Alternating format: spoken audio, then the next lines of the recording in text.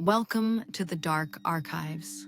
Tonight, we delve into the intricate history of an entity whose supernatural bloodline stretches back through centuries of West African folklore, a being that has shapeshifted not just physically, but culturally, reflecting the evolving fears and beliefs of the Yu people of Ghana and Togo. We're tracing the origins of the Adze. My fascination with these historical transformations isn't just academic curiosity.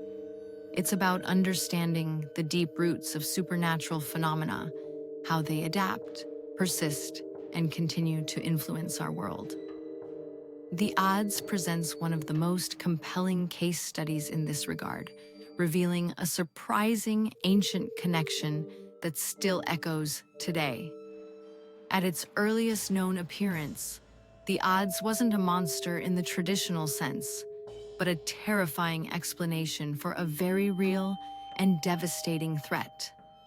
For the ancient Yu people, before modern medicine, the relentless spread of malaria and other insect-borne diseases was a power they felt utterly helpless against. It's here, in this crucible of fear and uncertainty, that the Adze took form. Its original purpose was clear: to embody the unseen danger, the silent killer that attacked in the night. The core characteristic established in these foundational stories was its vampiric nature, appearing as a firefly or mosquito, silently draining the lifeblood of the sleeping, causing sickness and eventual death. It was a tangible representation of invisible disease, a cultural framework for understanding inexplicable suffering. I deeply respect this ancestral wisdom, this profound way of rationalizing the unexplainable, even as we now have scientific answers. But the Adze's story didn't end there. It began a profound cultural adaptation, not so much by migrating across vast geographic regions, but by evolving within the Yu cultural sphere itself, absorbing new influences. The 19th century brought significant change to Ghana and Togo with the arrival of Christian missionaries. This wasn't just a clash of cultures, it was a profound merging of worldviews. The Yu people, with their rich Vodun traditions, began to integrate aspects of Christianity, and the Adze, well, the Adze adapted. It evolved from being solely an explanation for disease into a scapegoat for a broader range of evils, personal misfortunes, cosmic imbalances, and even biological ailments that weren't immediately obvious. It merged with and began to resemble the Christian concept of the devil. This transformation is truly remarkable. The consistent element, of course, remained its malevolent, vampiric nature, its ability to cause harm and misfortune. But now, its primary method of interaction shifted. While still a bloodsucker in its firefly form, it gained the insidious power of possession in its human guise, turning individuals into witches or abyssum.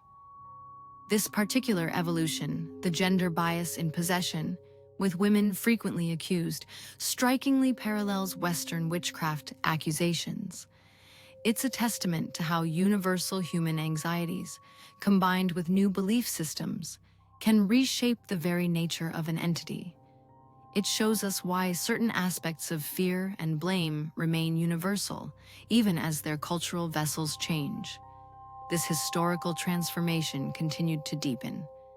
The Adze's role expanded from a simple disease vector to an explanation for mental illness, infertility, bad luck, and even marital problems. It became a convenient, if terrifying, answer for anything that disrupted an individual or community. Its influence, now framed through the lens of the devil, meant that when it possessed a human, it didn't just cause physical sickness. It exacerbated the victim's worst qualities: jealousy, envy, anger, jacking up their foibles to 1,000, destroying not only the individual, but everyone who cared about them. This wasn't just folklore anymore. It was a powerful tool for understanding societal discord and personal suffering. And as the entity evolved, so too did the countermeasures. While ancient wisdom offered no known deterrent or cure for its bite, the Christian influence introduced vigorous prayer and intensive deliverance sessions, or exorcisms, as the more common and effective method for expelling the Adze from its host. The entity's core supernatural essence, its power to harm and possess, endured. But its manifestations and how people fought against it adapted profoundly to the changing spiritual landscape. It truly highlights how these entities are not static relics, but living, breathing reflections of our collective human experience. In contemporary Ghana and Togo, the Adze is far from a forgotten myth. Its incarnation resembling the devil continues today, deeply embedded in the cultural consciousness.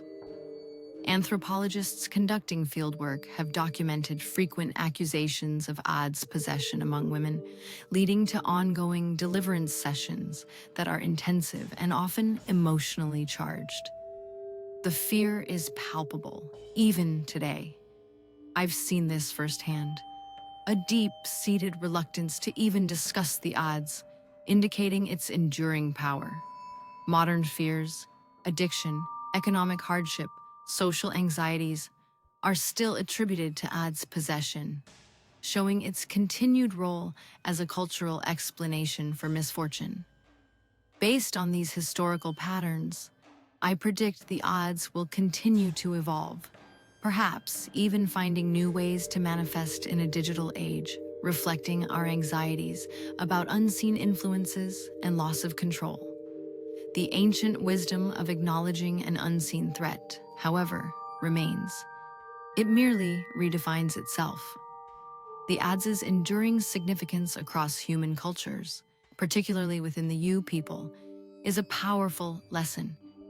Its evolution from a primal fear of disease to a complex embodiment of evil and misfortune teaches us so much about human nature. Our need to explain the inexplicable, to find a scapegoat for suffering, and our resilience in developing spiritual and communal responses. It's a profound appreciation for the cultural diversity in understanding the supernatural, a testament to the fact that while the specific names and forms may change, the underlying human experience of confronting the unknown remains a constant. That's all for today's investigation into the shadows. If you want to dive deeper into the dark archives, make sure to subscribe to the HistoT YouTube channel. Remember, knowledge is our best defense against the darkness, and I'll see you in the next archive. Stay vigilant.